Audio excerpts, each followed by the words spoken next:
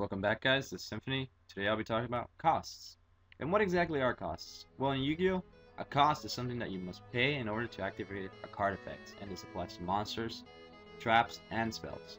So let's begin with monsters. And in monsters, there are four basic types of costs. They are discarding cards, banishing cards, there are paying life points, and sometimes costs are as simple as just targeting a card. So let's begin with our friend Megalo. Mermels are still a big deck, and they use all the Atlanteans in order to get off their effects as searches, popping face down and face up cards. And they all have the effect that says, when this card is sent to the graveyard to activate a water monster effects, and then you apply it. So infantry pops face up, marksman pops face down. But let's look at Megalo.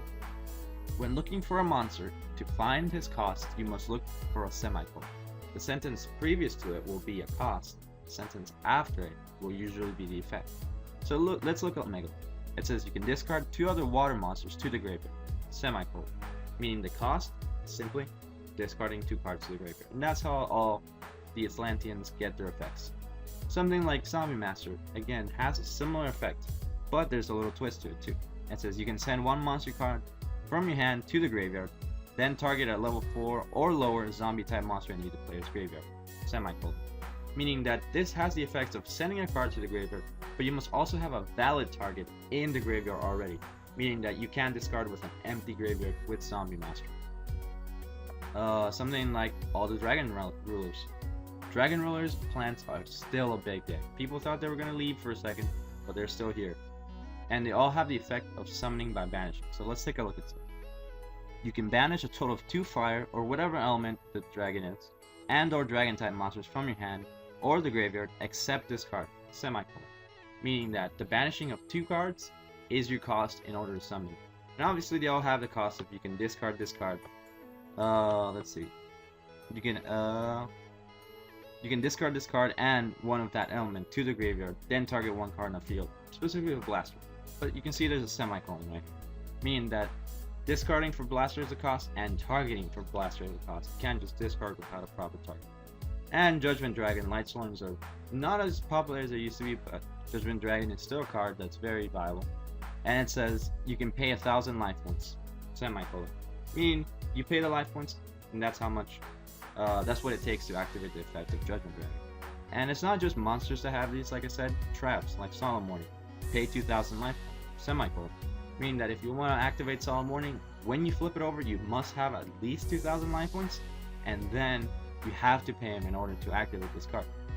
And something that usually does happen is, let's say somebody negates it, something like Counter Cap or Retort.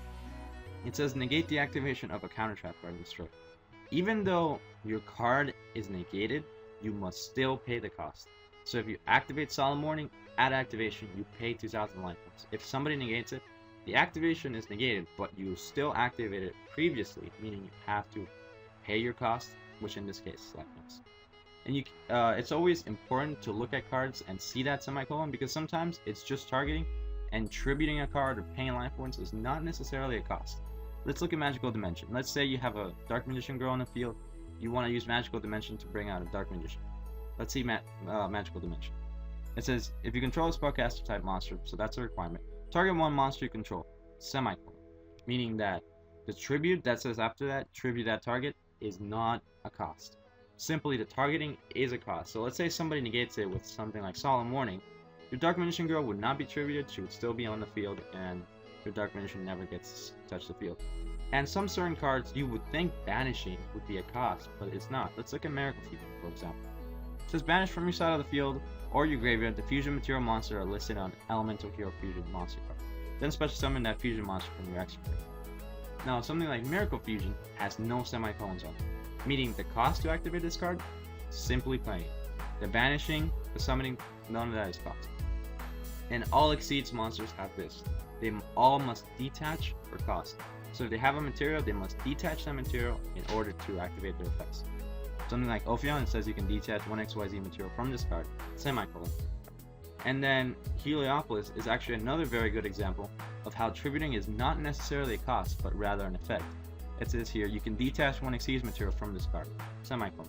So again, distributing for Heliopolis, that is tributed by an effect, not a cost.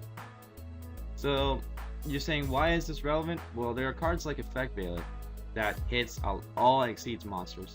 There's Breakthrough Skill as well, and basically, you want to use them to your advantage in order to make your opponent use his resources, detach a material off their monster, or pay their life points.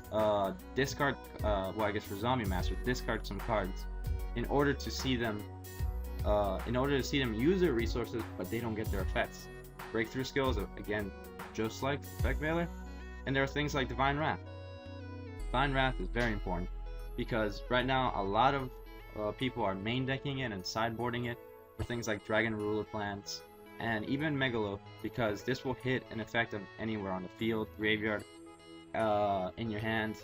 So if you want your opponent to be able to use up his resources, you want him to banish those monsters, to discard those cards, and then you hit him with something like Divine Wrath in order for them to basically have used up their resources, but they don't get the effects. And that's basically it.